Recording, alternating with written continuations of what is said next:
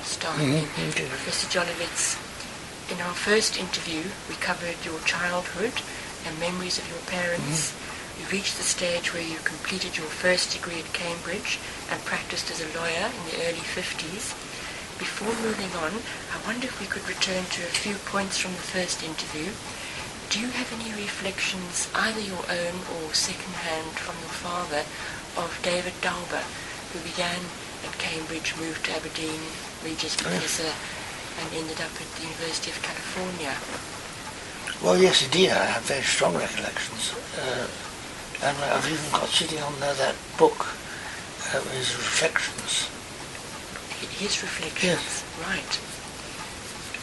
Which I might just have a look at some point. Well, David Dauber was sort of part of my life, because he came to my house, came to Germany with a letter addressed to my father.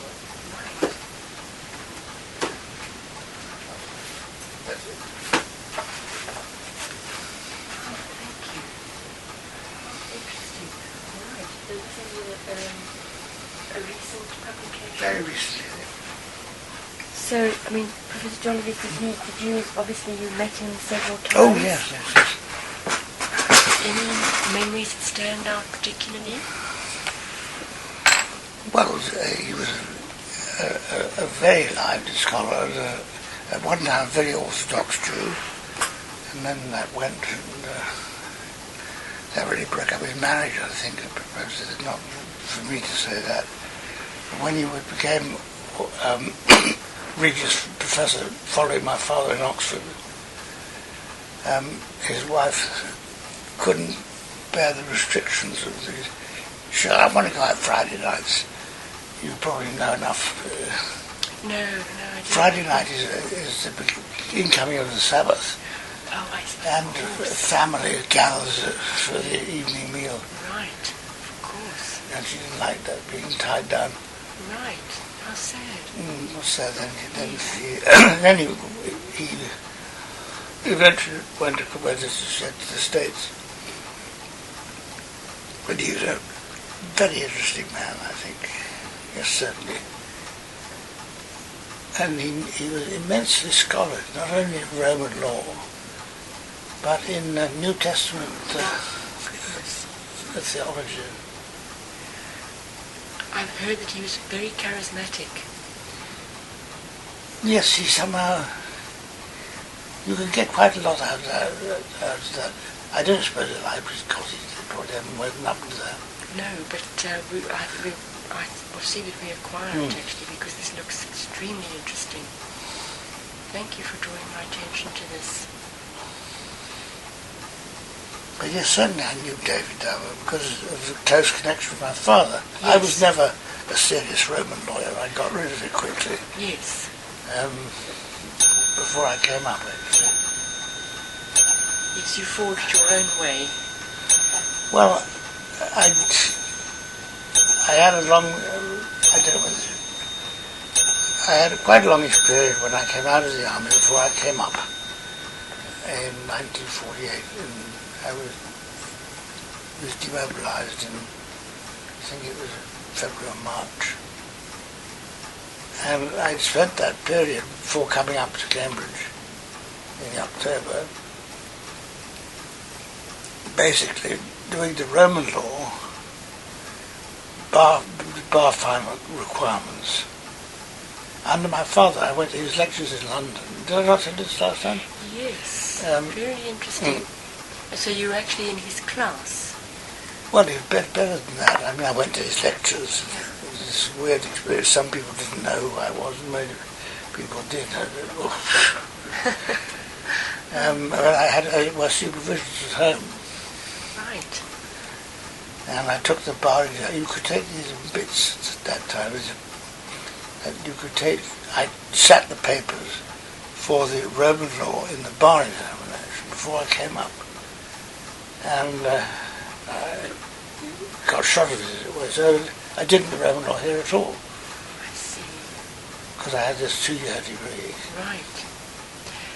So Professor Jolowicz, you mentioned in your previous interview that you did some teaching at University College at Oxford. Yes. When was that? That would have been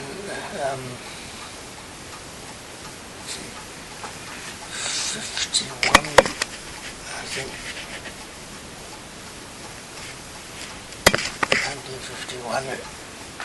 1951, 52. Right. Only for 1 year. I chose to do that. I was at the bar doing the pupillage, I think, at that stage.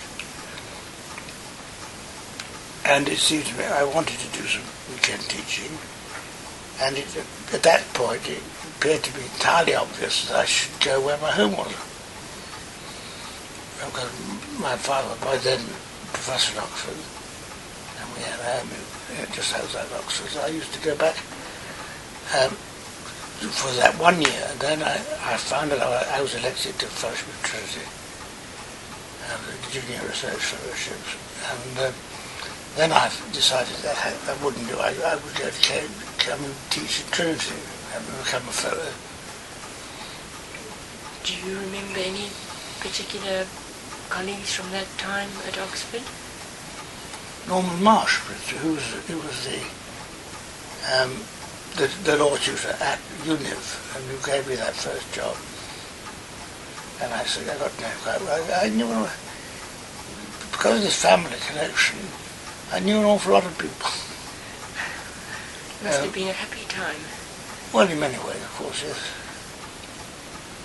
But quite out of order, as it were, being on fairly easy, familiar terms, not only with people like David Darber, but with John Morris and various other people in Oxford. And part of the time, rather as Poppy would say, not quite the same thing. She said by discovering, when we got married, she suddenly discovered that the whole of the footnotes were people. Right. Interesting. Because she was quite aware that she was a bit more Roman lawyer than I was. Right. And seeing these names in my father's historical introduction, and then suddenly these people turned out to be real people. So I did know quite a lot of people, not everybody particularly well, but yes. I must have told you my first meeting with Kurt Lipstein.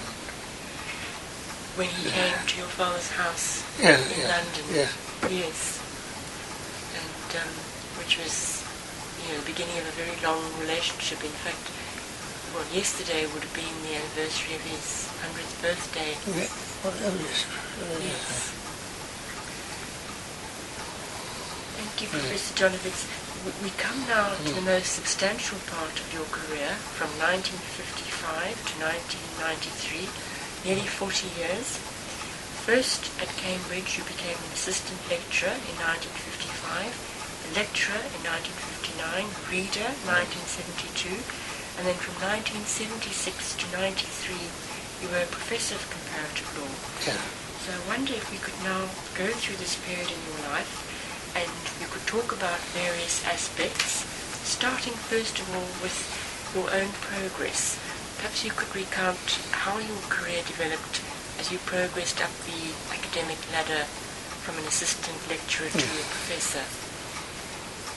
Well, of course, that's obviously of interest, I suppose, but it's important to realise that the college has played a great part, of course. I mean, it wasn't only a career in the university and the faculty, but very much what I did in college, which was the main teaching job, of course. Were there, in this period, any outstanding events that strongly influenced your career?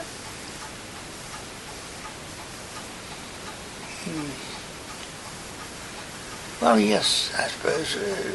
I had that very great good fortune of having too many choices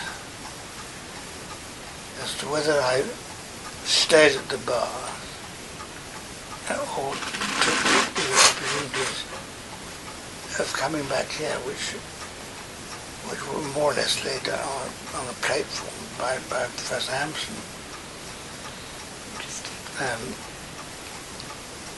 I had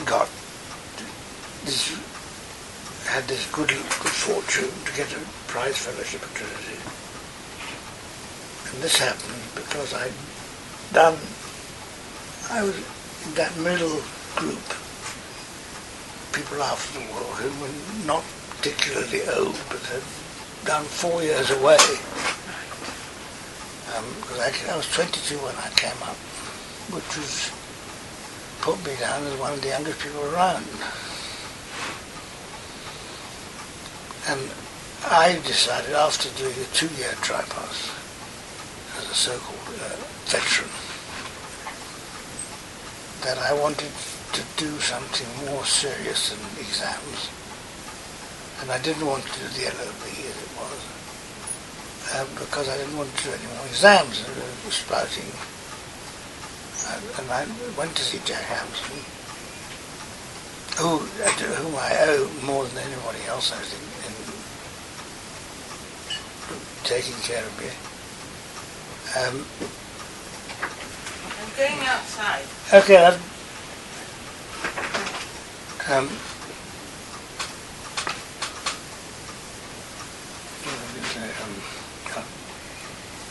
He did this writing dissertation.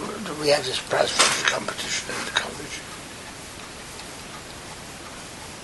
and I should write a dissertation,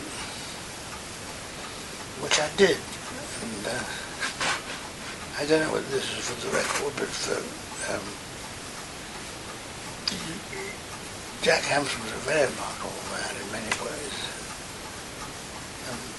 Quite clear, quite very outspoken in some ways. I didn't mind what he said, because I suddenly thought, in the middle of this, I started to work on this dissertation, that maybe I could get a sort of PhD on the cheap, but it wouldn't same work go into it. And I went to see Jack Hampson and said to him, what do you think, should I register with the Board of Graduate Studies and see if I can get a PhD on the same work? And he said, certainly not.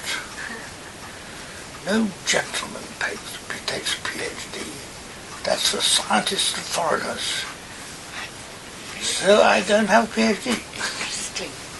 That was his influence. Well, certainly, Yes. I mean, he didn't have a PhD either. That was his dream. But he got me doing that work. I did that work. Sort of curious episode. After I went down, I did a certain amount of time with the solicitor's office. And then there was still those old-fashioned days. You had to be fumigated. I was going to go to the bar.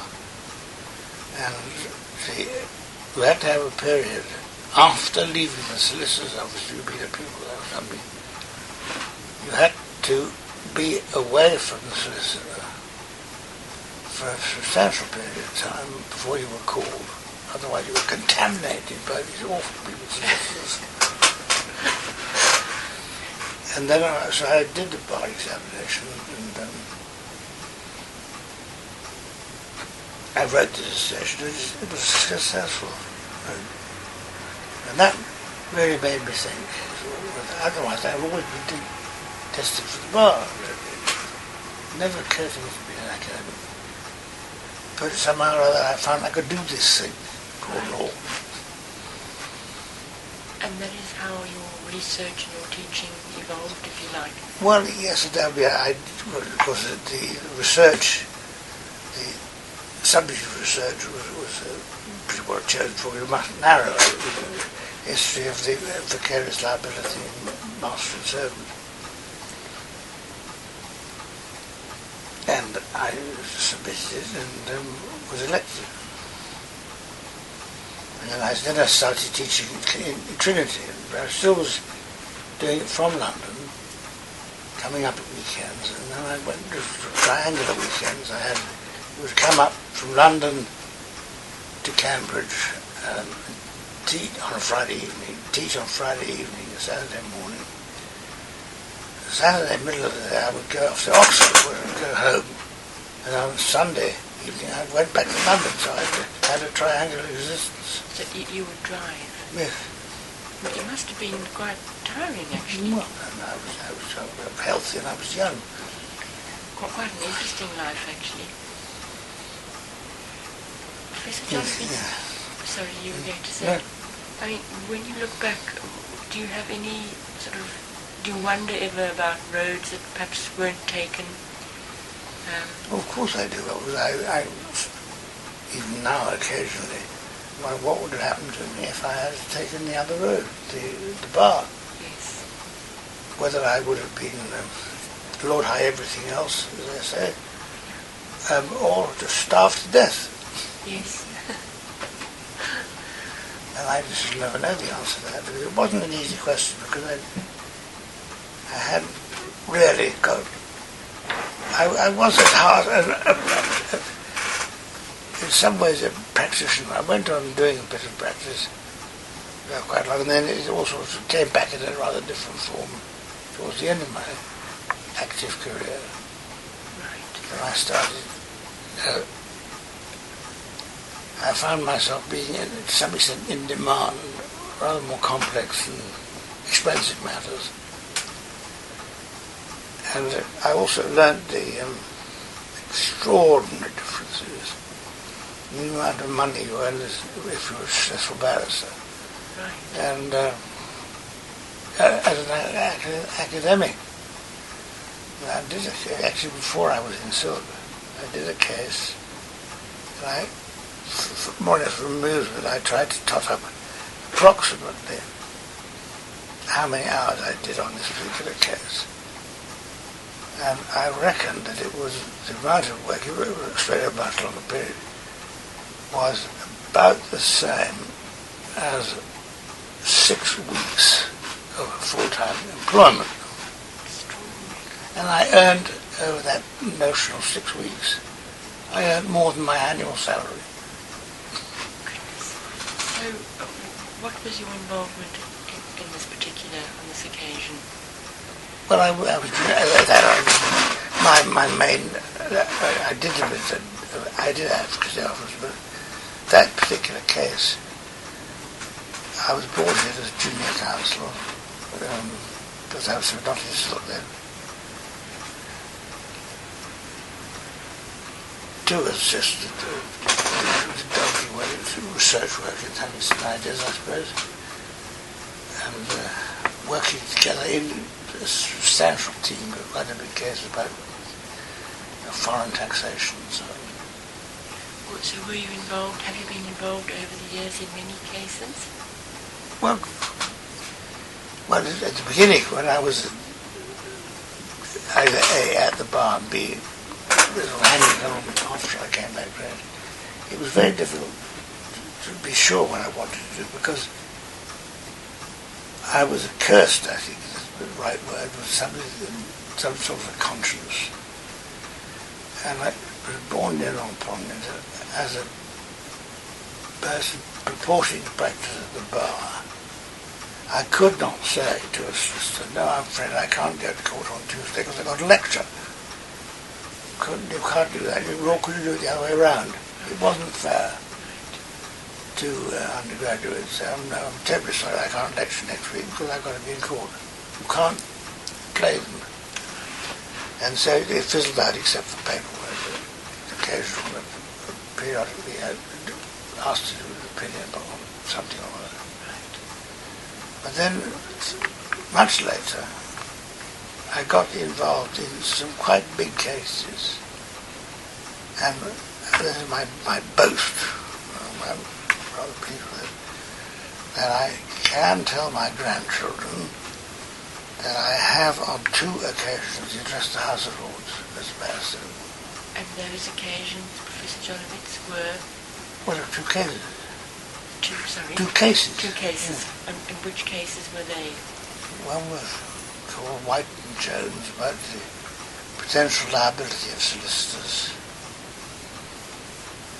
And one was about... I never actually... Well, I did get to court. I wasn't doing any advocacy then. The other Lord's case was the well, this overseas taxation is complex cases as to whether a financial advisor to somebody by then dead had to disclose to the Norwegian tax authorities the earnings that this he was an extremely wealthy shipowner. Question whether the Norwegians could get at him for tax. What year was that, Professor Jolowicz? Do you remember? Well, I can find it. It is it's a reported case. Interesting. I'll look that up. What the hell was it called? I could find it for you. Yeah, I think it's called In Read Norway or something boring like that. Very interesting.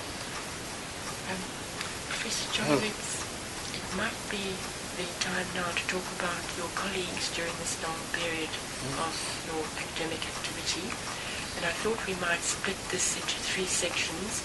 The people who were in post when you arrived, the colleagues who arrived after 1955, and finally various good heart professors. And so perhaps if we turn to the list, Yes. you could say something about the colleagues that you remember, starting with 1955 when you arrived.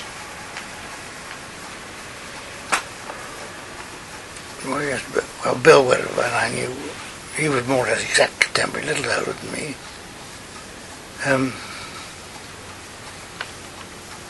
He was a fellow of Clare, and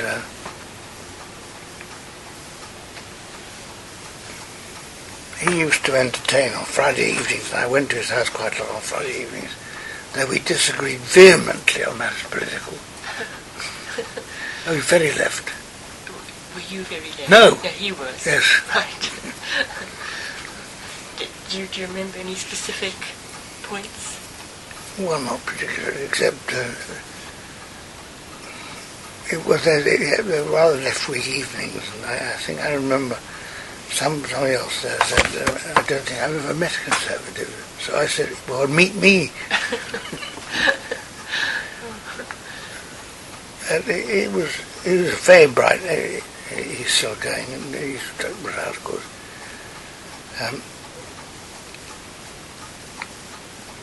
He livened up the faculty quite a bit, but it was not easy.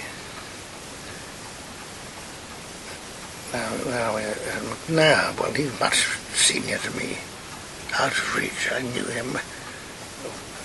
Well, everybody knew him around in those days.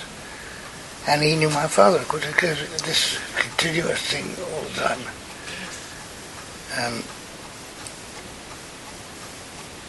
And Toby Bilson actually taught me, as he was a fellow of Trinity at that time,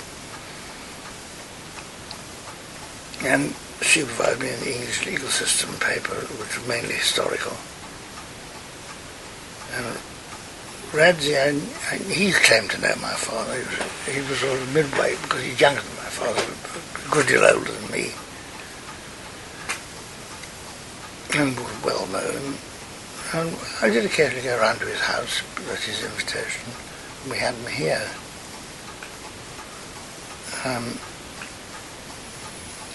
Bill Wade, H.W.R. Wade, was my supervisor and director of studies for part of the time I was at Trinity. And there was also, you actually omitted the other Wade. Emlyn, yes. Whom I also knew because of the connection with my father, and I met his elder daughter in our prams. That's been recorded. Danville Williams I didn't know well. I mean, he was there, of course. He was a difficult chap. I don't quite know whether one wants niche memories of him. He was not easy to get on with, Danville. He was a conscientious objector. Yes, he was, yeah. Professor Epstein was telling me. It wasn't that. That didn't cause any problems. It was well after the war by then. Right. I came up in 1948 Yeah. as an undergraduate. Meredith Jackson, I got to know and like much more than I expected. But when I got onto the staff and all this, we went to his house and his wife, and he came here on occasion for an evening meal. Hampson, I mentioned before, Hampson is absolutely number one in my career. Outside my family, more influence than anybody else. Because he started the summer school courses. Yes. But he had an immensely capable mind. He was a superb lecturer, outstanding lecturer in my view. Great actor. I saw him do it at least twice, so I know it was not just genuine. He would come into the lecture room carrying a little tooled leather briefcase and put it on the lectern and pull out papers. Oh dear, I brought the wrong notes. Never mind. And give you a perfect lecture with all the references and everything. And as I say, I saw him do it at least twice. Professor Epstein told me that he was somewhat altered when he came back from the war. Oh, absolutely. I mean, I didn't know him before that, but he was captured on Crete, and he thought he spent time a very considerable number of years, I think, in German prison camp. And they're a Catholic family, and his mother was very worried about him in his German prison camp. And they were devout Catholics, Jack also. And she wrote to some cardinal about finding out I'm not a Catholic. I don't know the sequence. She wrote to one of the cardinals who did actually become Pope, I'm not sure which Pope, and said, "Would you please see that my son gets a warm boots in his prison camp?" Which is apparently. And Jack read a remarkable book when he was in prison. It was called, it was probably, somebody discovered it and was brought out by the college, Tony Ware principally, active in getting it done, and what he called Liber Invinculi. When it was all done on little scraps of paper because they weren't supposed to write things down. And it has been published. I think I've got a copy up there somewhere. But that was presumably his memoirs. Yes, well, it was an extraordinary, very interesting document. While he was in prison, he wrote, as in prison, he was, part of it was a most vehement condemnation of the invasion of Crete and that general New Zealand. So it was a most crazy exercise. And he didn't have anything to do with escaping from that. He just had to go.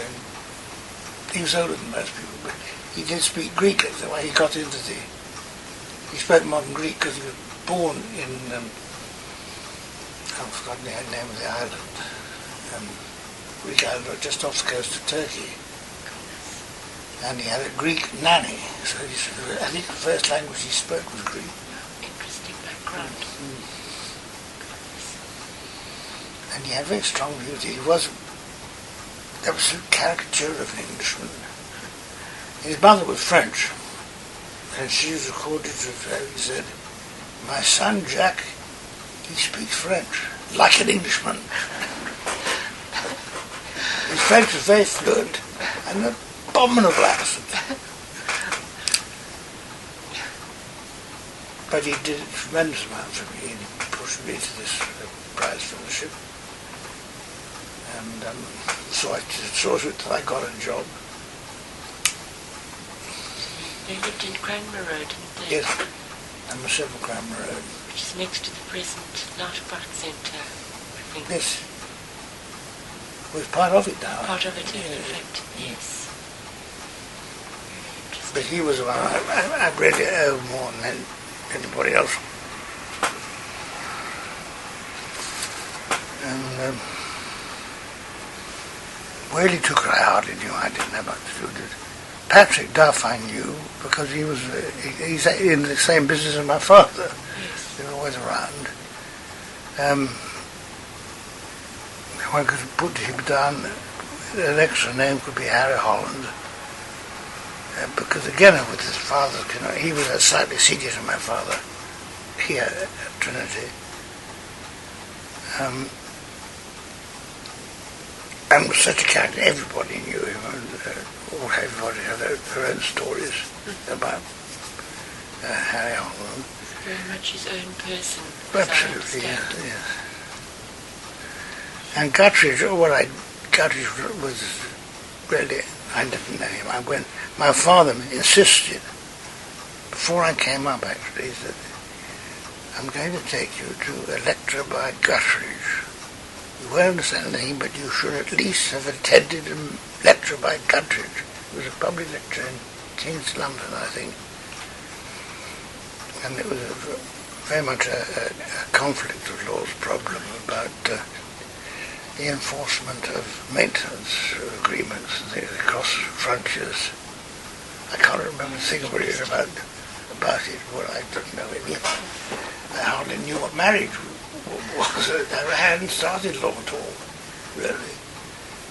But we went to I think it was King's London, to hear the great man lecture, and it was something to do with the enforcement of maintenance orders or cross frontiers, long before there was a European Union or anything like that. Fascinating. Well, I couldn't really repeat any of the lecture. I don't think I understood much, but now you've seen Guttridge. That was my limited knowledge of him, really. Was he sort of quite a competent lecturer? Well, I would have thought so, yes. I think it was the first time I ever had anybody lecturing on law. Well, he was Professor Lipstein's mentor. Yes, I know. And maintenance, cross-border maintenance was something that Professor Lipstein was very interested in. Apparently his father had a business in Naples. Yes, Guttridge was born in Italy. I was amused when Professor Lipstein told me that he spoke Italian with a very curious accent, which Italian academics used to find quite characterful. Well, I learned quite a lot about Guttridge when I did my piece in that Juris Uprooted. Because I would write a piece on comparative law in the 20th century. And Guttridge, as far as the English, British academics, he was overpowering. Oh, yeah. Well, he really started the comparative law, didn't he, at Cambridge? Yes, yeah. In terms of the library collection as well. And research students. Right. Most of whom were foreign at this time. Right.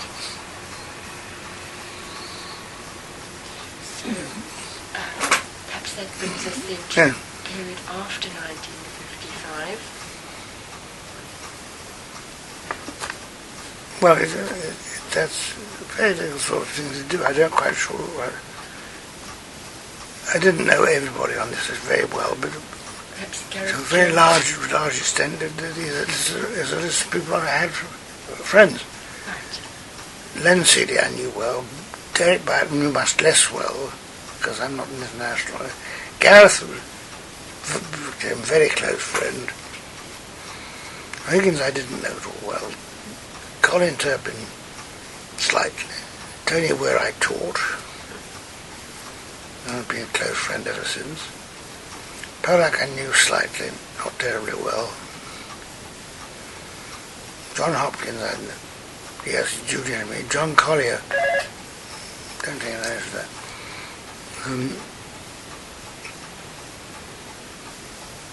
Peter Stein, somehow the Roman law connection came through again. Right. Um, He was a great admirer of Dauber. I mean, Dauber... Yes, I know. Well, David Williams, somehow we got friendly. Clavebrook I didn't know at all well. We were together on various things. Bob Heppel, yes. John Tiley, junior to me. And I was on the appointments committee that gave him his job. Marston I hardly knew at all. Patrick Elias I knew and know well. Marquesinis, yes. Napier I knew tolerably well. Nothing special. Philip Allo. Well, yes, he's a fellow of Trinity. Part of the team.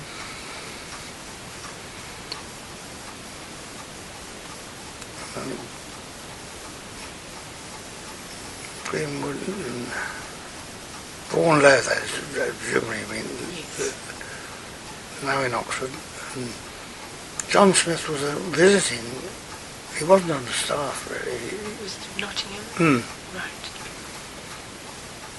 I got to know him much more through the SPTL in some ways because we were both involved there. Right. And Tony Smith I knew slightly, well, and Bill Cornish came much later.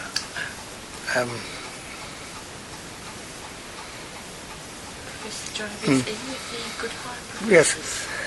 Henri Turk was, alas, he's dead, a very close friend of mine. We saw a great deal of each other. He was the first Goodhart professor. And I've done quite a lot of work in and with French law and the French language too, some of it. And he gave me a great compliment once when he said to me that you may lecture in French, but you may not publish in French without showing it to me. He was a great friend and a lovely man, marvellous man. Schmidt, I don't remember. Trainer I knew very slightly, not well. After Calvary we get into the family mix-up generally again because can't find it been a pupil like Ted of my uncle by marriage, Matthew Volz. And then his Calvry's daughter was at Gerstens, or Poppy, and they all came round again. Blanc Jouvin is, yes, I had known him, and I had known him, so he's widowed now, alas. That's a French connection, because I did a certain amount of work. I had a year, a quarter, effectively, teaching in France, in Paris. And I got to know him very well then. Also, he was very close to Henri Turk. Gross I didn't know at all. Epinette, I'm afraid the name doesn't even say anything to me. John Morris I knew, of course. Again, that's the Oxford connection coming around again. Gio Calabrese, I knew him fairly well. John Hassett, yes, I knew him quite well. A lovely man, a most interesting man. And the man, the ability to take life as it came, that's full stop. I was at one period involved in that so-called International Faculty of Comparative Law in Luxembourg. And we went to, that was a time, remember the U2 factory that was shut down. That's right.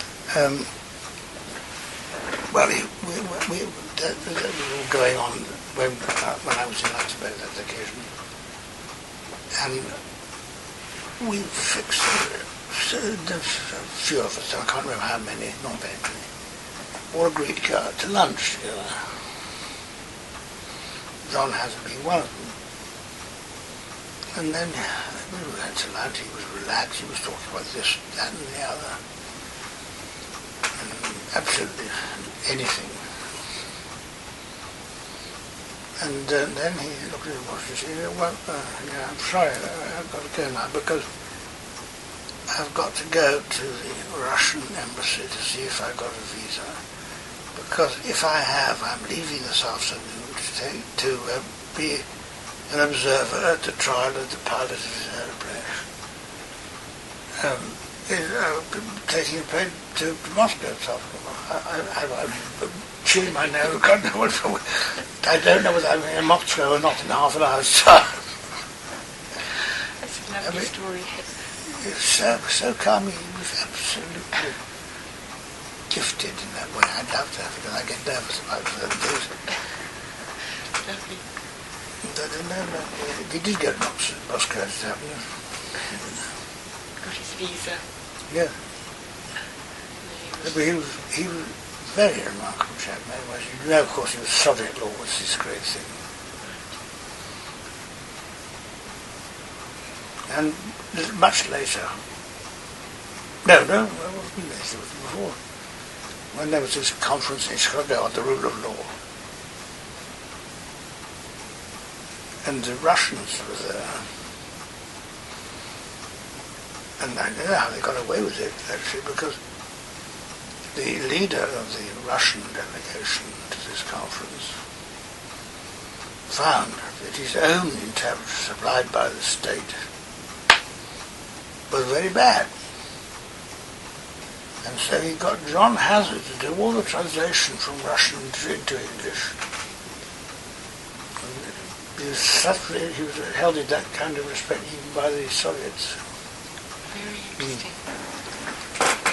Yeah. So, I mean, he was great. And Horrell I didn't at all. Von Mehren I became very friendly with, yes. Carnegie slightly, not so much. Rosen, I didn't, not very well really. I didn't see much of him when he was here. Robert Houston, yes, all sorts of things. A, there was taught, and B, Oxford. John Fleming likewise. A couple of them I became very friendly with. I knew him very well long before he came here. John Smith was a good heart, I think. Brighton, which writers? Summers I knew, but not at all well, really. Leslie Zines, I got to know him, so, but nothing special. He was very fond of Professor Lipstein. He always used to come and say hello to him. Yes. Professor Jolowicz, that brings me then to students that you taught.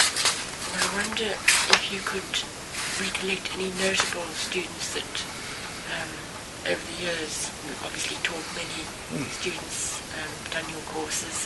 Any that you remember particularly? Well, of course, I think I'd probably safely say that Tony Weir was undoubtedly the brightest and the most, the one of my pupils who is least appropriate to say I taught him. And then, yes, I suppose Gordon Slynn, who was not much younger than me, but he was a bit younger than me. He was a pupil of mine, having graduated in modern language in London before, having done British service for us. And, he became... Lords. That's right, yes, on the European court. And in last Lords, eventually, he was down, unfortunately, very ill. Now he and I became good friends, and over a period of time there was a possibility that he wanted to possibly have done academic glory, and he started to write a dissertation for the prize fellowship, but he didn't pursue it. But he got involved in the he was an extremely competent barrister. Then he went off to Brussels, and then he came back into the House of Lords. Interesting.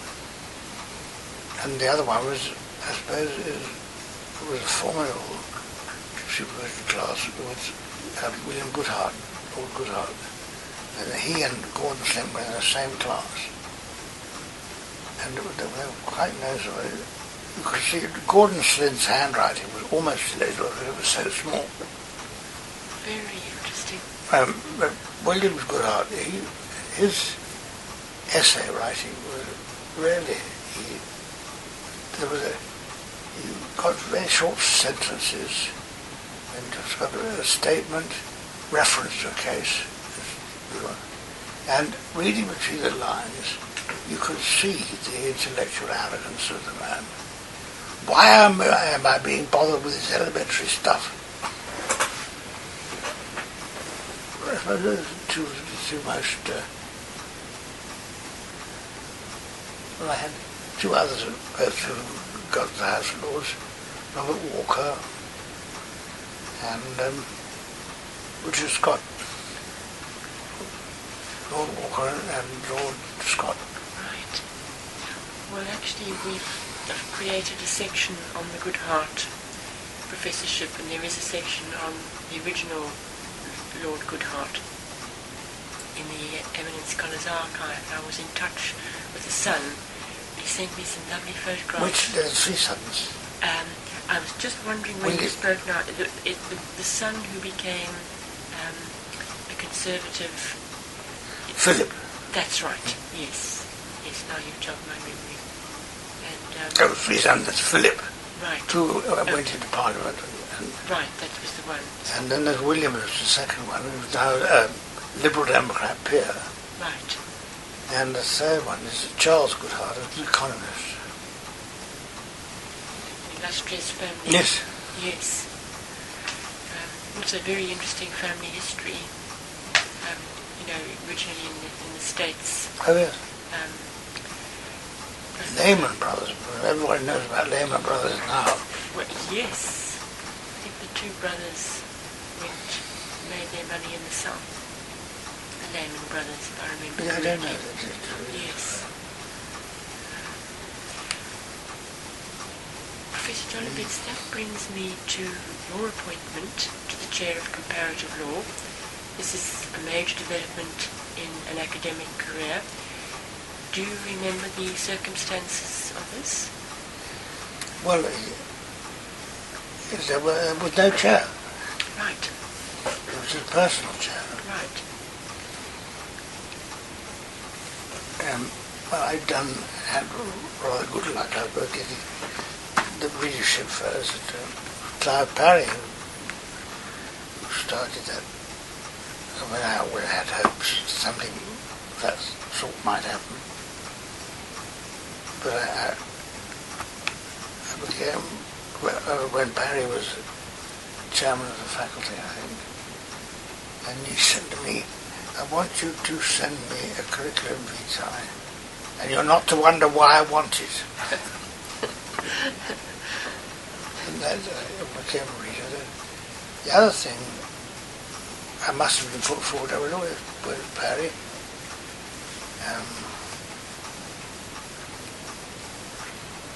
I never really understood how I was pulled out of the ruck, I suppose. I had started to show some interest in comparative law and read one or two things. And somebody must have thought it was a good idea to do this. And Parry's view, I remember very well, because he said something nice about it. So all the world, he had a personal chair. That was in international law? Yes. So yours was the first comparative law chair? No. Of course, Guttridge had before. Well, that was a question of trying if you had got a personal chair, you could choose your own title. But there'd been Guttridge, McNair, Hampson, and then me, chose comparative law. Right. Not many people seem to know that McNair was Professor of comparative law.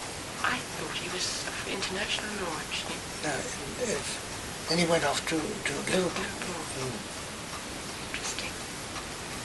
But you were going to say something when I interrupted you. Sorry, Professor Jolowicz, about Clive Parry. Oh, yes.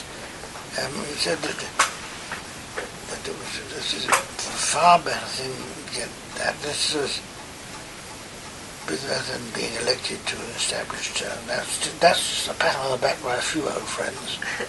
This means that the university has approved of you.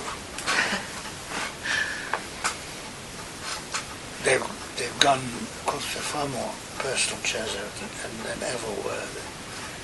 In the last few years? Yes.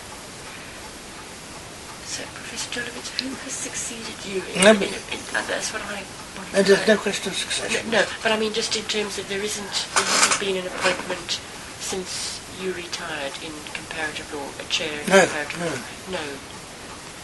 Yeah, I mean it's becoming such an important topic. Yes, quite a few people do something about it, but tell you where it did. Yes. A certain amount. And Neil Andrews a little bit. Richard Fentiman. But well, he much more conflicts, I think. Right. Roderick Mundy. There's a fairly new appointee you may have met in Jens Sherpa. Oh yes, I saw him genuine when he came first to Tuesday. Oh, I see. Right. He's quite active in comparative law. Well, yes, he starts. He really has done remarkably well in my view because it can't be easy. He actually is a German. Yes. And a German lawyer, and he's managed to swallow enough English law to teach English law stuff.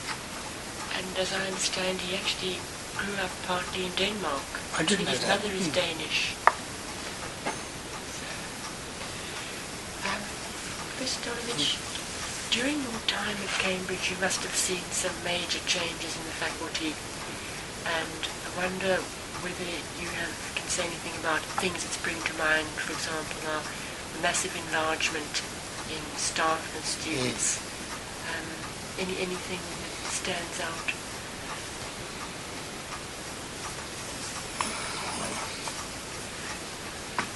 Well, besides, we went through some pretty... It seems to me, I don't quite know how it's happened, that the faculty has arrived at a situation where it's just got enough money.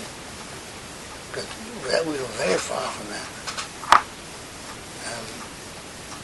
They were mean.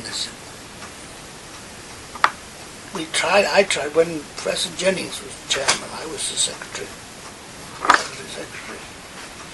And he wanted to have a number of meetings, committee meetings, that, the other, during the lunch period. The time was fairly necessary, and he wanted me to pursue with the general board, general officers, having these meetings at lunchtime with a glass of beer and a sandwich, which supplied.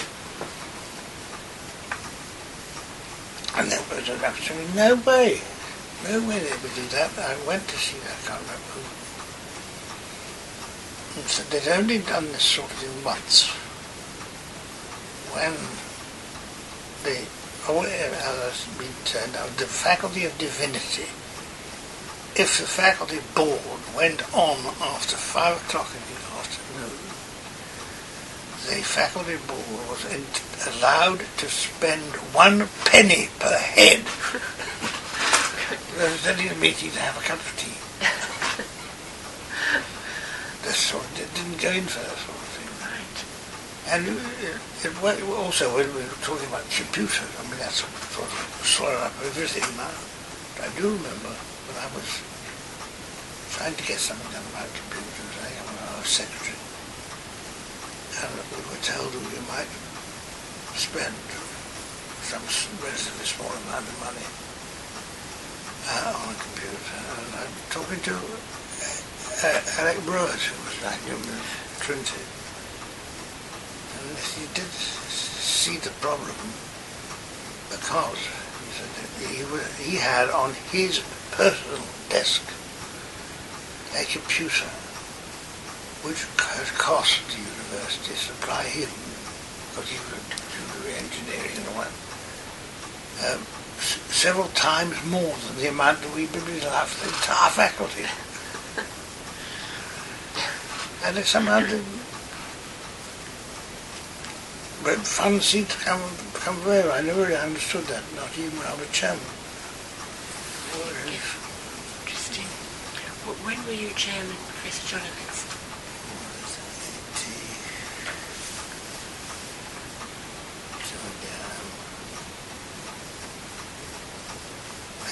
87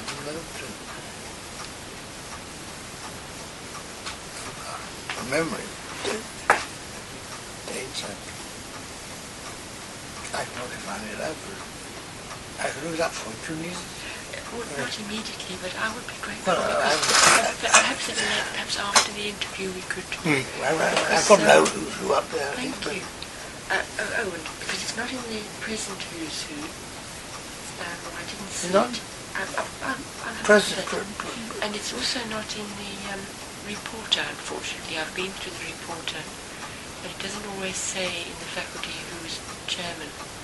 So, No, and faculty handbooks, alas, have not well, I been... think I can do this quite quickly. Ah, I know this book, the copy we have is long after a date. At the same time I was chairman of the president of the SPDO. no, it's not here. But it's information that can be found eventually. Yes, I'm sure I can. I've probably got it in some other CV, some tucked away, lost in my computer. Yes, of course. Jonathan, still talking about the evolution of the faculty, do you have any memories perhaps of how course content or teaching styles have changed or developed over the years? I know, for example, that Professor Heppel was rather keen, as was Glanville Williams, on the case method of teaching. Yes.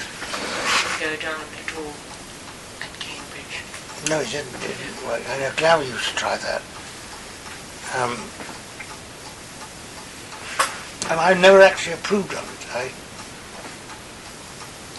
Having experience, not as a member of the class, during my time in Chicago when I was first involved in law teaching, I went more or less straight away to have a job in Chicago shortly. Because it does mean you have to leave out great chunks. The only way you could do it, that I saw being done in Chicago by people who know how to do it, you have to give a little lecturette to get the class from there to there, when you start looking again more seriously. Right. And it was all, I thought it was not very successful, because you went into immense detail on something, and then boom, boom, boom, boom, and then you come to the other end of the book. Right. I didn't really like that. I thought the actual methods, well operated, the lecture and combined and supervision with the supervision is a very extravagant, very expensive way of teaching, but it's extremely good and effective.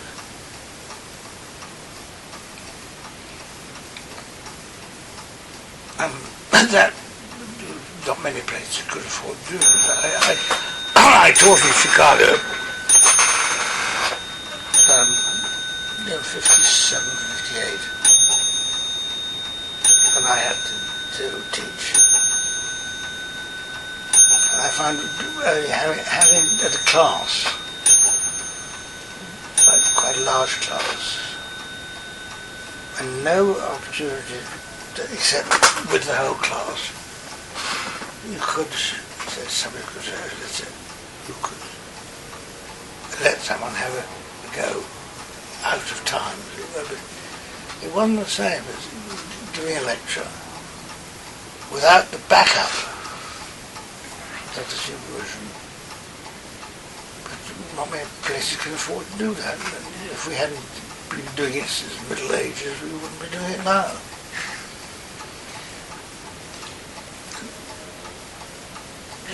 Everything grew very much, I think, and now you get. The other thing is that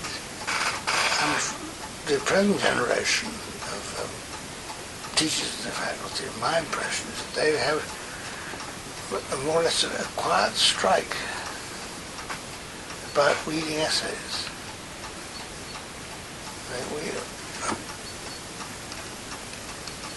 I used to recollect as a very, if I may say, mustn't neglect the college side of the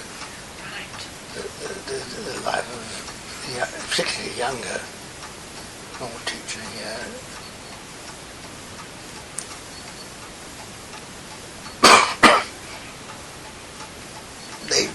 I used to spend, Harry Holland, bless his heart, managed to wangle a slight relaxation for law teachers because we all made our students write.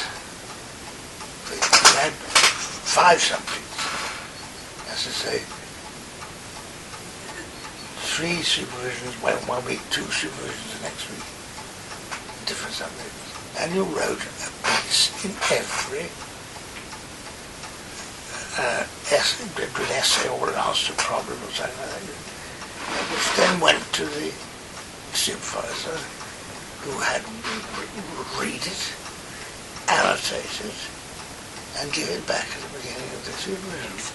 And they've really gone against that now. I think they strike. They don't want to read it. I used to say, I reckon that when I was doing a full stint of supervisions, I would teach from 5 to 8. We'd dine at 8 incidentally. And every teaching day, I would spend the time from going back to my room after lunch, reading these essays, get through them by 5 o'clock when I started teaching.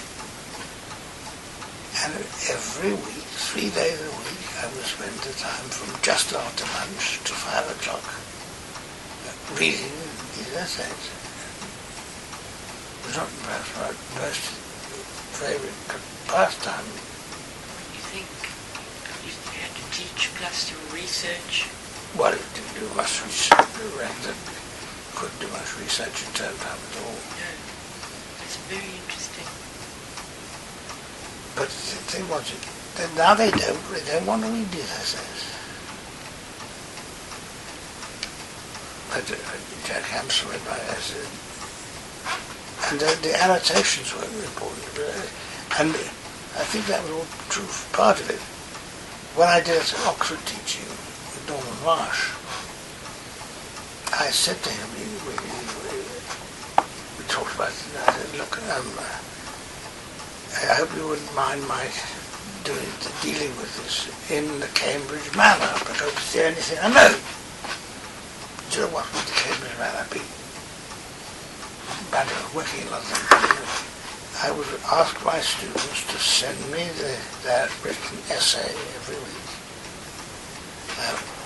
To be in my chambers by first post on Friday. I would then read it and give it back to them annotated when I came to Oxford with the class. Well, never to Oxford, Don would do that. Because at Oxford you probably does it. Yeah, even today they make the undergraduates read the essay out loud. Right. That's really interesting, Professor Jolowicz. And I'm afraid this reading the essay, I think it's very valuable to make you write and give them a commented answer on the thing. And that's gone. I think very largely gone. They write very few essays. I didn't realise that. Well, I say you've got 5 supervisions in every 2 weeks.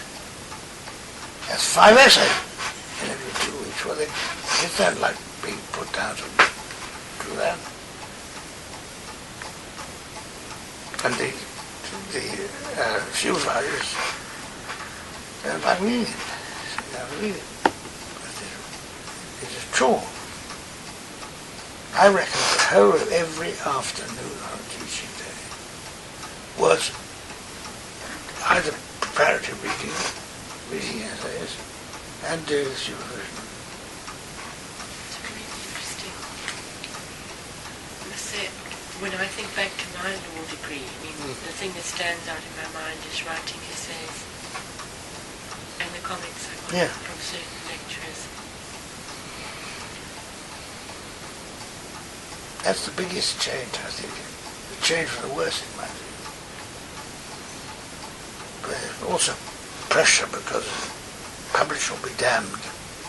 Right. Do you think there's also perhaps the increased numbers of students? Which makes I don't think I ever had a supervision class of more than 3 or 4 people maximum. Right.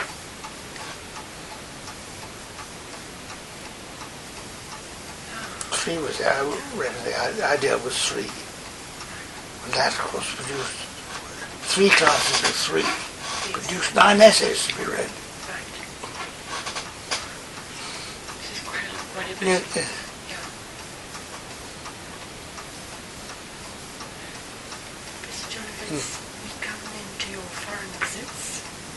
In your Who's Who CV, which you've just been looking at, there were 3 visiting professorships mentioned: Paris in 1976, Jerusalem 1983, Mexico in 1985.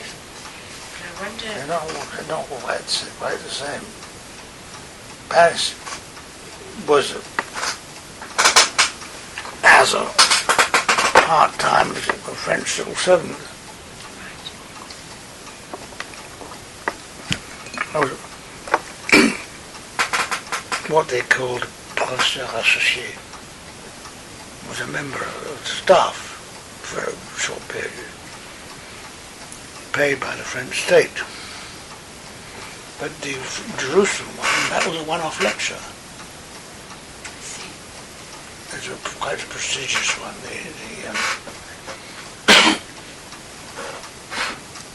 The lecture, I was invited to go to Jerusalem and give this lecture, which is an annual event. Either an academic or a practitioner judge. Right. Presumably these lectures are still in existence today. What was the topic of your lecture? Now, the dilemma comes to me. It's published in the Israel Law Review. But that is just a one-off. And produce one that's better. Anecdotes, I would like to, if you can find a space for it. When I gave that lecture, this also links up to family business and so on. I gave this lecture in Jerusalem, and at the end of the lecture, a little man came up to me and spoke to me in totally unaccented English. And he asked the unforgivable question, do you remember your old pupil? Well, I thought he looked older than me anyway. But I said, I'm afraid not. I was at University College London from 1936 to 1939. Well, I said, you must be a pupil of my father's, not mine. I think he would put up job, actually.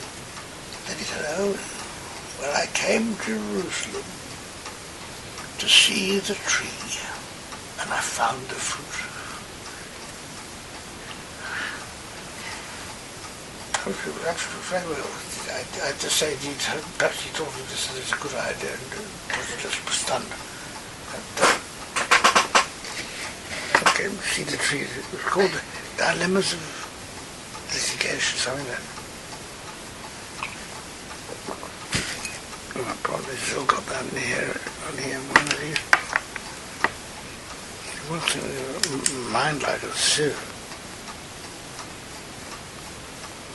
Dilemmas of Civil Litigation, 1983, 18 Israel Law Review.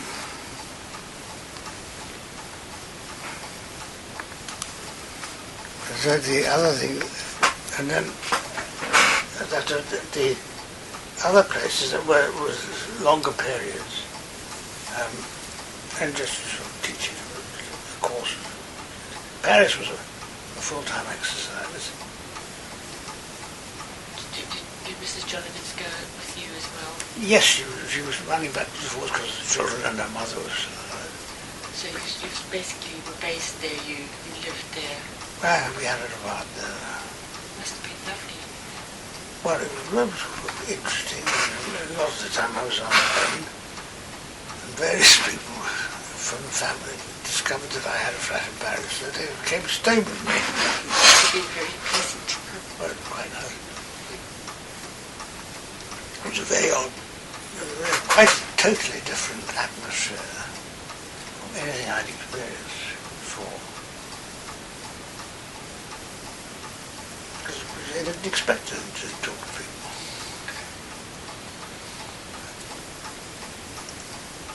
One night we had a party for my students, and one of them married, I said, why did you should walk your wife? Let me know. Yeah, but I really didn't quite understand what was going on like this. Never been invited to a professor's house. Very different. More formal. Much more formal, yes. And very little in the way of well, the other thing, all the time, one part of my work there was a seminar course, and I thought it was right to talk to the student who was going to present a paper the next time, to see what he was going to, what he had planned to do, and how he would do it. And on one occasion, after my lecture, I said, I had said meet him after the lecture, and he said, when we got to me, the lecture was over, I said, look here, I'm hungry. I think I want to come and join me in a cafe, we'll have lunch. And he said, you know, this is the first time in my life that I have a cup of coffee with a professor. I wasn't even a professor, because they used the word quite differently, of course. And no idea. He's never been to me. It was very much more Germanic than I expected, actually. I knew it was like that in Germany. Just wondering, as I speak, Professor Jolowicz, presumably there were also the faculties were smaller because, I mean, the profession as a whole is probably a bit more developed here. In this country? Yes. I mean, no, well, in France. The classes are vast. Right. And this is a thing I always swore when I came back from Paris that I would never listen to a complaint from a Cambridge undergraduate. Totally different. I mean, Mexico, well, I was quite a lot. It's the same thing, but very much worse. The National University of Mexico City was the National University. It has 10,000 students in the law faculty. Were they registered, presumably, I mean, were they drifting in and out of the course, perhaps? Or Well, they paid next to nothing, and they all work in the same period. They would have come, the serious ones work very hard indeed, but there are not all that many serious ones. I may have this kind of conversation with somebody in the presence of a Mexican friend of mine as well. And I said to another English person, they've got 10,000 students in the law faculty. And they have a very nice, Mexicans have a very nice dinner. If they don't agree with you, they go like that. No. 10,000 people, very few students. And they go for lecture starts at 7 o'clock in the morning, stop at 10, then you go into town and try and earn a living. You come back at 5, have another 3 hours of lectures. So, at the end of when the qualification is received, are there lucrative openings? Well, there are lucrative openings. You've got jolly lucky to get them. I think so, yeah. And they're at it. It's much more likely. For you've got an enormous post. How many checks? Well, bills, I expect. So, Thank you, Mr. um, I'm just thinking, Professor Jolowicz, we've got a little bit to get through still. Would you like to continue? yes, This brings me to your association with Trinity College, which began in 1950. You became a fellow in 1952, and you obviously have many memories of Trinity. Has there been much change over the years since you were associated with it? well, yes.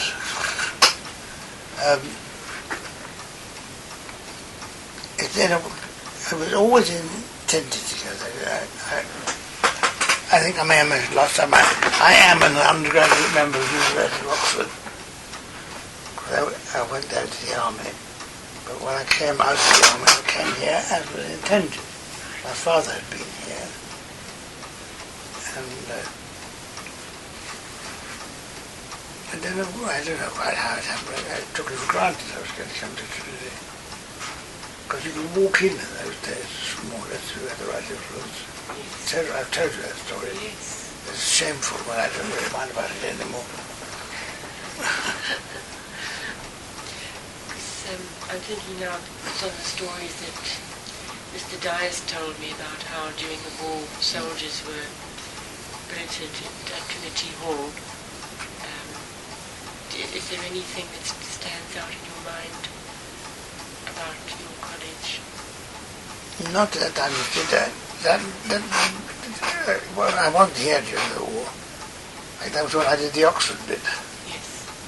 And my college at Oxford was not available. It was taken over by the military. Right. I was a member of Brasenose, but all the Brasenose people lived in Christchurch. I didn't expect. The thing was that you had, when I first came up, tremendous age range, with people very often being taught by people younger than themselves. Which could happen if somebody went into the army in 1939 and came out in 1945, 46, and somebody else had been invalided out or whatever, for some entirely respectable reason, had graduated before somebody considerably older. And that happened a lot. But I don't, also, it was a very curious period that we were all much, even relatively young ones like me. I did 4 years in the army. Were very much concerned with our future. We were very, on the whole, I think, pretty selfish lot. We didn't have social consciences, which lots of young people do now. And we're concerned about our future, about how we're going to make a living, what's going to happen to us. And we also were rather intolerant of some of the idiotic rules, like wearing gowns after dark.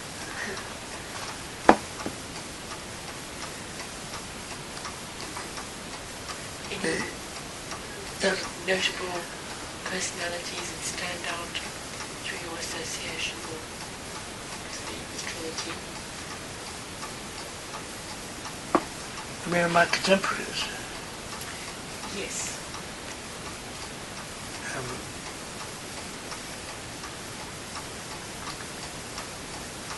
I don't think so. I don't know.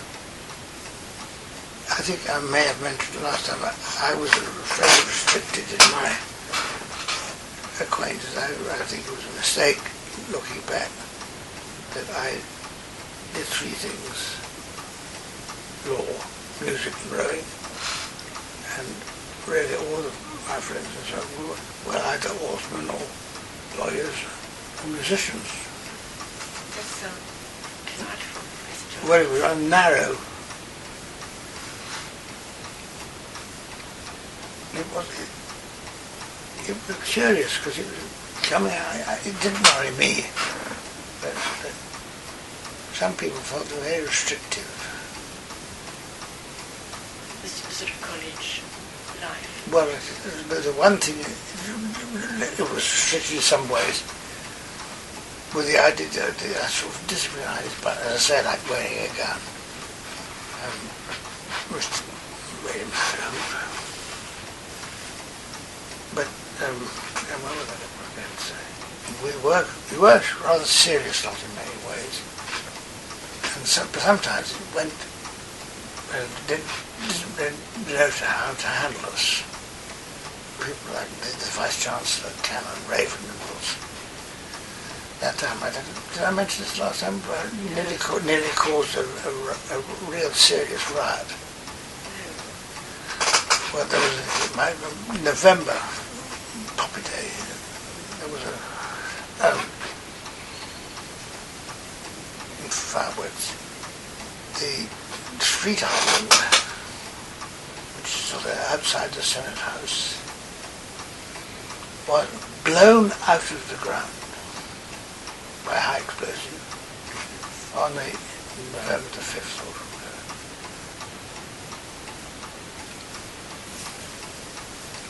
And that really was quite something. And the Vice Chancellor, silly man, made a speech in which he said certain things. He said, the next morning, it was really serious. He said, this act had not only put at risk the glass of the King's Chapel and various other things. Fortunately, that was done. And then he said that this was no doubt due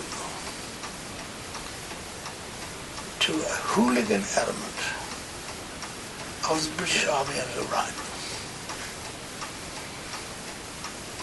And it was nearly a riot because I was not actually, I'd served in Egypt, but Middle East, but I was not a British Army of the Rhine, didn't worry me. But those who had been were living with rage.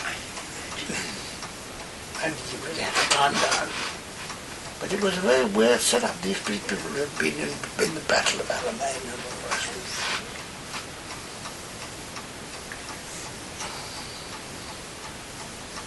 Certain things triggered things like that happening. But on the whole, we were basically very serious, very selfish. There were no sit-ins, nothing like that. I think 68 was the first time there was anything significant.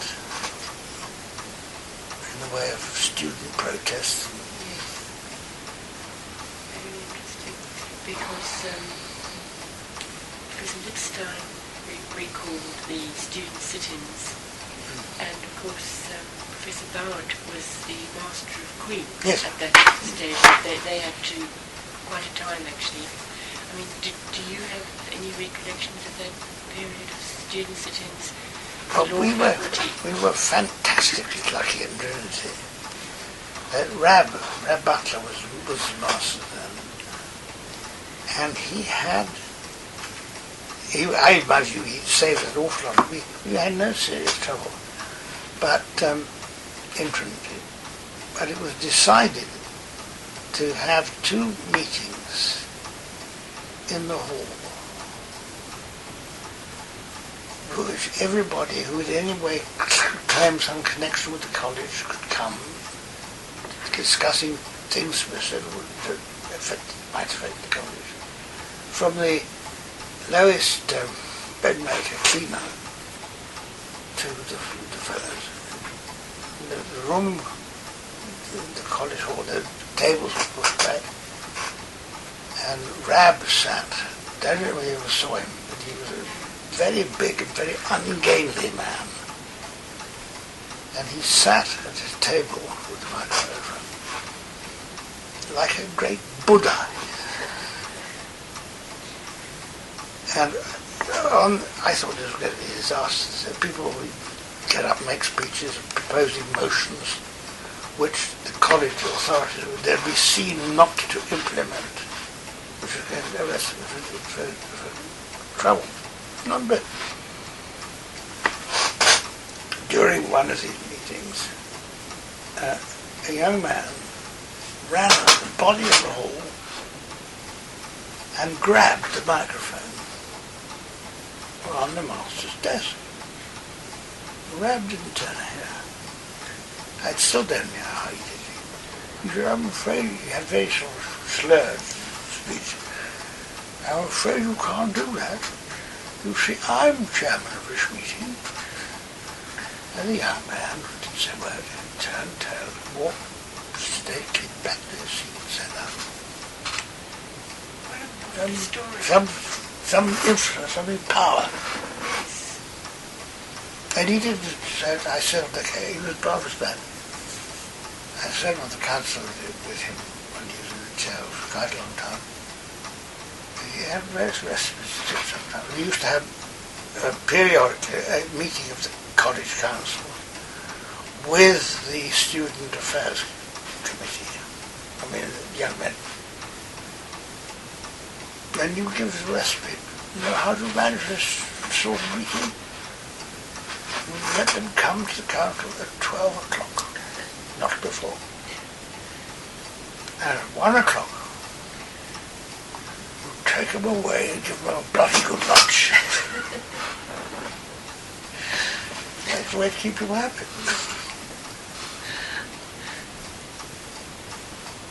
And he, I think, I don't know how he did it, more or less single-handed, he got us through that period with no problems.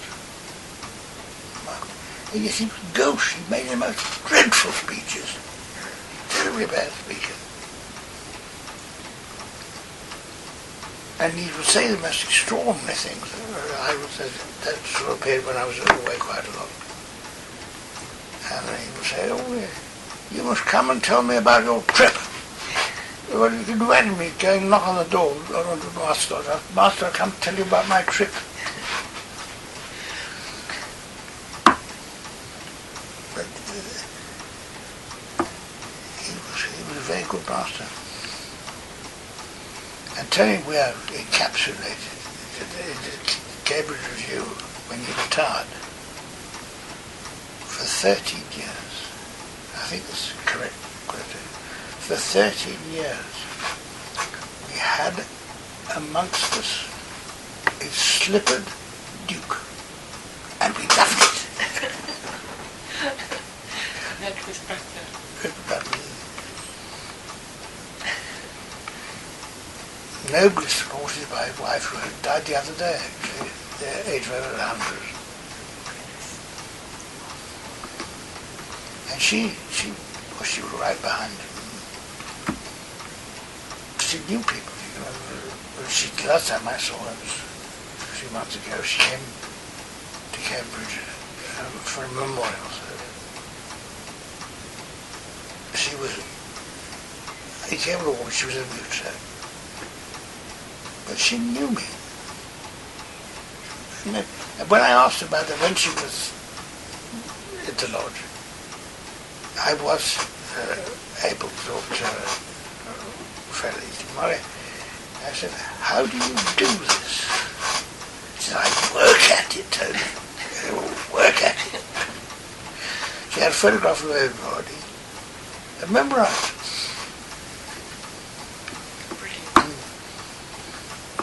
Now, a pretty bit beside the point.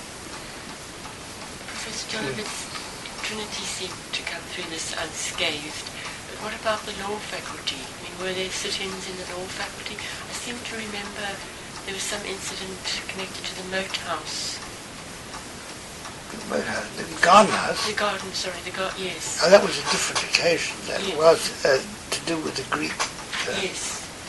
Is that something that you have any recollection? Well, I knew about it. And I learned the police view of sociology from that. It was quite a bad affair, but it was really aimed at the Greek junta.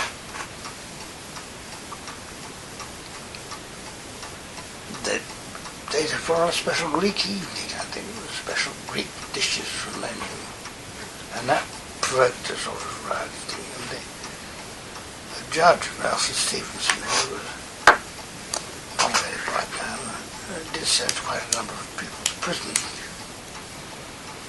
But he may have not been bright. He was extremely courageous in his own right, because he was given police protection following this event, and his sentencing of some of the people involved in this thing. And he said to some senior policeman, said, after a while, don't you think it's unnecessary to keep these chaps just sitting on my tail? Oh, no, son. Only last week, one of the people whom you sentenced to a period of imprisonment was visited by a sociologist. The police view of sociology. The impact of that was brief, really. That was the garden house. It was a Greek. As I said, that was nothing to do with what was going on in this country, I think. So dislike of the Greek military takeover. Right. Just a protest. At some point, as I understand, during student sit-ins in the law faculty, lectures were given at in St Mary's Church. Is this something I don't remember that. In '68. I'm not entirely sure. It was just during the student sit-ins. I don't remember anything about that.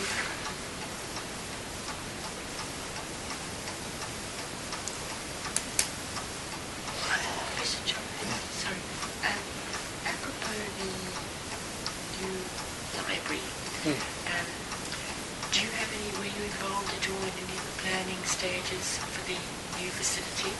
Well, indirectly, yes. I was nominating the relevant committees, but those who really wanted to stay in their schools, I think, we did. And were you impressed with the new accommodation, or perhaps like Professor Lipstar, you would have felt much right? Yes. Well, if so many things went wrong, I mean, it's almost a joke.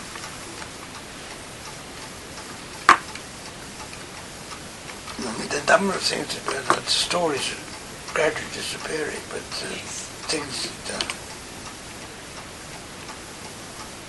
what was it? The glass screen that had to Oh, be well, that affected. was an absolute disgrace and so on. And that was never brought out because with Alec Burrows as Vice Chancellor, who came essentially to the rescue of the faculty with that, because we were in very depths of a very bad show by the university. My understanding, it may be wrong, but I think that Fosters were not willing to recognise the mistake and not to pay, but we were prepared to put this thing right without charging the university.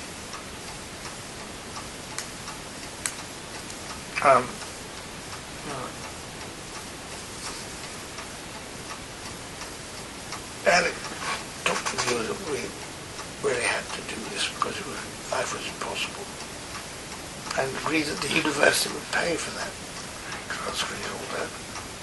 I wondered who had paid. It was never quite clear when the university had borne The thing was, this is not quotable, but the state management department should have been shot. Right. Because there was a committee, which I was not a member, led by John Baker, who had seen the plan,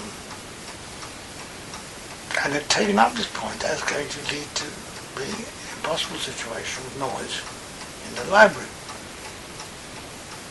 And they turned down that plan of Foster's, and they were overruled because the state management liked the Foster plan because Foster's was supposed to be people who stuck to their budgets and who delivered on time, which didn't come to pass at all in this case. Interesting. But the university, the state management had been alerted. I think largely, I'm not sure whether John was the chairman of that committee, I don't know. But I've always understood largely thanks to John Baker that attention had been drawn to this blunder. And the university, well, Foster's case was that you accepted these plans because the state management paid no attention to our own internal committee, as said. Very interesting. I suppose matters weren't helped by the fact that there wasn't a librarian in place even at that time, because the previous incumbent had sort of more or less left. Keith McVeigh had Well, he left. wasn't a great success. No. I mean, there wasn't anybody even looking out from the library side. No, well, I don't know what Village Times Spot was in, or you know, not much, I don't think. But I do remember speaking to him at some point, and he was very critical of the whole affair. Just little ordinary, sort of basic things which hadn't been provided. Proper, I mean, there's no, for example, slightly mundane and boring, but there's no facility for library staff to sit and have a cup of tea, or, you know, they'd have to sit Well, there. Cummings, as I'm aware, I'm entirely approve. They use the combination room. Yes, but it's, you know, this, you have to have a certain grade to use that room. So, I mean, that's just a little aside, but one of the many things that... But I mean, one could compile a book of all that hilarious things. There was to be a party, say, somebody in the evening, and Robbie and I were going, and we found everybody moving across from the law building into the history building. What was going on? Well, the story was that mains power failed. No electricity. And the place is so dependent on electricity that there is or was a generator, emergency generator, which started up for the first time in the history of the... And it was then found that the exhaust from this generator pumped through all the air conditioning systems, so the whole building was filled with poisonous vapour that had to be evacuated. I think that's what it is. And I remember everybody else saw it like this. But I think in a way the best one, shall forgive when the building was officially opened by the Queen, Philip, we were all paraded long before anybody arrived, of course. And I needed to go and spend a penny where I went off. And then when I went like that, nothing happened. No, nothing. Nothing. So I thought I'd better report this to one of the supervisors.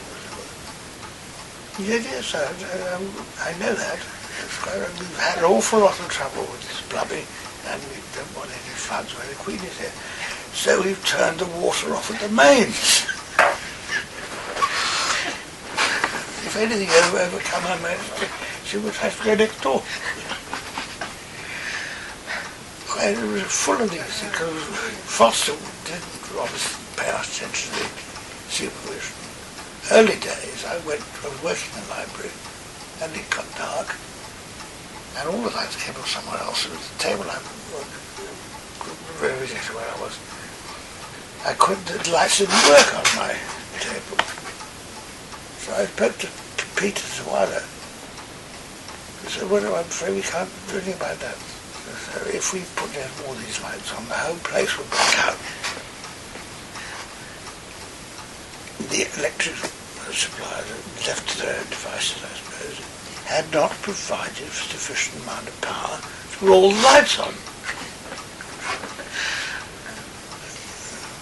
So it wasn't very terrible, I had to move, but marvellous. When you think of the cost, I believe the reference desk alone, this is almost 20 years ago now, was £150,000, so that's a donut shaped. Yeah. Well, the cost of the total, the wives, I think, were approached as to whether there was something, faculty members was, whether there was something they would like to donate to the library. And I think it was thought that they might donate one of the library tables. And those, I think it came out that they were about £80,000. Foster's idea of expenditure, £80 were the waste paper baskets. They were £80 each. The students complained terribly about the chairs. Those wooden chairs were really very uncomfortable. I don't find those so bad, but... I do like the tables, though. You like them? These great big tables. Yes. They're quite nice in terms of design. So, Professor Jolowicz, apropos your extramural offices that you held, you were the editor of the Journal of the Society of Public Teachers of Law, 62 to 80. Any points that you could make about that time, that experience? Well, no, not really. I mean, it's almost like a family business, but my father was editor for donkey's years. You're right. And then he died. Harry Lawson did it for a bit, and then I came in, and I did for about 8 years or something like that. And you're also president of the Society Yes, of Public yes. Teachers. Any other extramural offices that you recall? Well, I did an awful lot of being a reporter at conferences and so on. Most of those led to publications, which are big. That have this, Bibliography. yeah. You're very interesting. And then finally, your first of the eminent scholars to receive the honour of the French Legion of Honour, 2002. No, I wasn't the first, because Jack Hampson had it. But he was not one of our eminent scholars for No, this no, no. project. Can you tell me something about that? No, Jack really was a surprise. I had to dream up an explanation myself. Out of the blue, as I thought, somebody in the French embassy wrote to me and said this was happened. And then I was taken to the high, but they didn't stop it. It went ahead a bit later. The only thing I can think of that I have written quite a lot in English about French law and in French about English law. And I did have this period in Paris. I was just wondering if there was a link to that. Well, and then quite a long time before, I got this Legion in 2002. I actually took it. I started in 2000, about a year earlier. I couldn't then go to the ceremonies, that they postponed the whole thing. They couldn't do it. Weren't quite bad. They didn't do it at the same show. Whereas I did it in the magnificent house of the French ambassador In London. Lovely. And the last incumbent at Cambridge was Professor Hampson. Well, it doesn't come. It's an enormous organisation, Right. the Legion d'Honneur. And the Chevaliers are sort of bottom level. It's huge. I mean, the President of the Republic is also. I think, I don't know how it happened. Somebody must have picked me up. I corresponded. And I have been for quite a long time. Things regarded as rather odd, I suppose. I know quite a lot about French procedure. And the French, particularly French academics and practitioners, like, who's this chap that knows about that?